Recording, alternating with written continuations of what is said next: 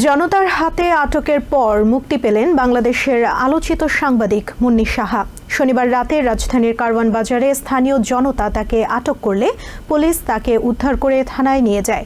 অসুস্থতা সহ নানা দিক বিবেচনায় জামিন নেয়ার শর্তে মুন্নী সাহাকে রাতেই তার পরিবারের জিম্মায় ছেড়ে দেওয়া হয়। এদিকে বঙ্গবন্ধু শেখ মুজিব মেডিকেল বিশ্ববিদ্যালয়ের প্রিজন সেলে চিকিৎসা নিতে গিয়ে জুলাই অগাস্টের আন্দোলনে আহত শিক্ষার্থীদের হামলার শিকার হয়েছেন কারাবন্দী সাবেক মন্ত্রী আসাদুজ্জামান নূর।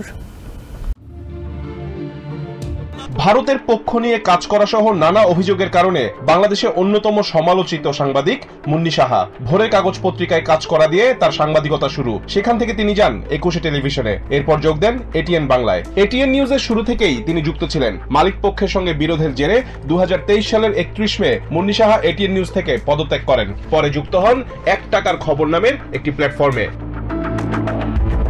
শনিবার স্থানীয় সময় রাত 9:30টার দিকে রাজধানীর কারওয়ান বাজারে 1 টাকার খবরে অফিস থেকে বের হয়ে সবজি কিনতে গিয়ে জনতার তোপের মুখে পড়েন সাংবাদিক মুন্নী সাহা। বৈষম্য বিরোধী ছাত্র আন্দোলনের সময় ছাত্র জনতা নিহতের ঘটনায় সাংবাদিক মুন্নী সাহার বিরুদ্ধে মামলা হয়। পরে 6 অক্টোবর তার সব ধরনের ব্যাংক হিসাবের তথ্য চায় বাংলাদেশ ফাইন্যান্সিয়াল ইন্টেলিজেন্স ইউনিট। চিঠিতে মুন্নী সাহার আমানত, ঋণ, credit card, foreign trade, exchange, locker ও অফশোর ব্যাংকিং এর তথ্য চাওয়া হয়। পরে ঘটনাস্থলে উপস্থিত হয়ে তাকে হেফাজতে নেয় তেজগাঁ থানা পুলিশ। আটকের আগে মুন্নী সাহা টেলিফোনে গণমাধ্যমকে জানান অফিস থেকে বের হয়ে কারওয়ান বাজারে সবজি কিনছিলেন তিনি। এ সময় কিছু লোক তাকে দেখে হইচই শুরু করে। এক পর্যায়ে তারা তাকে ঘেরাও করে পুলিশে খবর দেয়। এরপর তেজগাঁও থানার পুলিশ গিয়ে তাকে উদ্ধার করে। সেখান থেকে মুন্নী সাহাকে ডিবি কার্যালয়ে নেওয়া হয়। সেখানে শতাধিক মানুষ তার বিচারের দাবিতে স্লোগান দেন। আটকের পর অবশ্য রাতেই পরিবারের জিম্মায় মুন্নী সাহাকে ছেড়ে দেওয়া হয়। অসুস্থতা সহ নানা দিক বিবেচনায় জামিন নেয়ার শর্তে তাকে পরিবারের জিম্মায় হস্তান্তর করা হয়েছে বলে জানিয়েছে পুলিশ।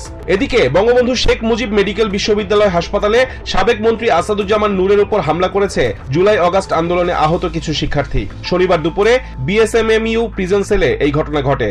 জানা গেছে বিএসএমএমইউর প্রিজন সেলে চিকিৎসাধীন আসাদুজ্জামান নূর এবং সাবেক প্রধানমন্ত্রী শেখ হাসিনার রাজনৈতিক উপদেষ্টা এইচ.টি. ইমামের ছেলে তানভীর ইমাম থেরাপি নিতে যান। এ সময় তাদের দেখে ক্ষিপ্ত হয়ে ওঠে হাসপাতালে চিকিৎসাধীন আহত শিক্ষার্থীরা।